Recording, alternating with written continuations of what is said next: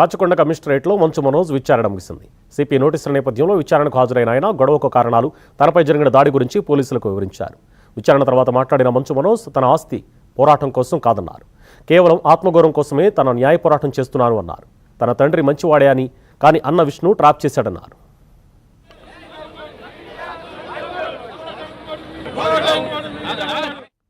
పోలీసులు తనకు న్యాయం చేస్తారని నమ్మకం ఉందన్నారు మంచు మనోజ్. మేమంతా సమస్యను సామరస్యంగా పరిష్కరించుకుంటామన్నారు.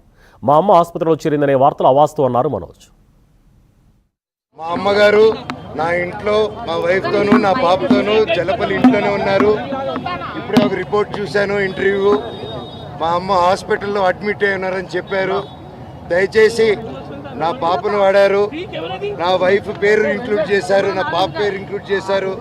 ఇప్పుడు మా అమ్మను అడ్డు పెట్టుకొని హాస్పిటల్లో ఉన్నారని అబద్ధ ప్రచారాలు చేస్తూ అడ్మిట్ అయి ఉన్నారని కన్న తల్లి మీద ఇలా చేయకండి, మీకు దండం పెడతాను.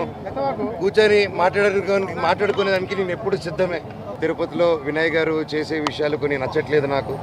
అవన్నీ కొంచెం సమాధానం చెప్పి, తిరుపతి చంద్రగిరి మండలంలో మీకు తెలిసేంత పేద ప్రజల్లో నాన్న అక్కడ ఎందుకు హైదరాబాద్లో, ఆ రోజులోనే హైదరాబాద్లో పెట్టుండొచ్చు. ఆయన ఎందుకు తిరుపతిలో పెట్టాడు, ఆయన ఎందుకు చంద్రగిరిలో పెట్టాడంటే ఆయన సొంతూరు, అక్కడున్న జనాలు అభివృద్ధి చెందాలి, రాయలసీమలో అభివృద్ధి చెందాలనేసి ఆ మైండ్ సెట్ పెట్టి ఎంతో కష్టపడి ఇంత దూరం తీసుకొచ్చారు. దాన్ని ఈరోజు ఎవరో వచ్చేసి దాన్ని ఒక ఎడ్యుకేషనల్ బ్యాక్గ్రౌండ్ ఉందో లేదో కూడా తెలియదు, వచ్చి అలా చేయడం, ఒక పేద ప్రజల్ని ఒక మీట్ అవ్వకుండా చేయడం అంటే నాన్నగారి దగ్గరికి వెళ్ళలేకపోతున్నారు, ఆయన వరకు రీచ్ అవ్వట్లేదు.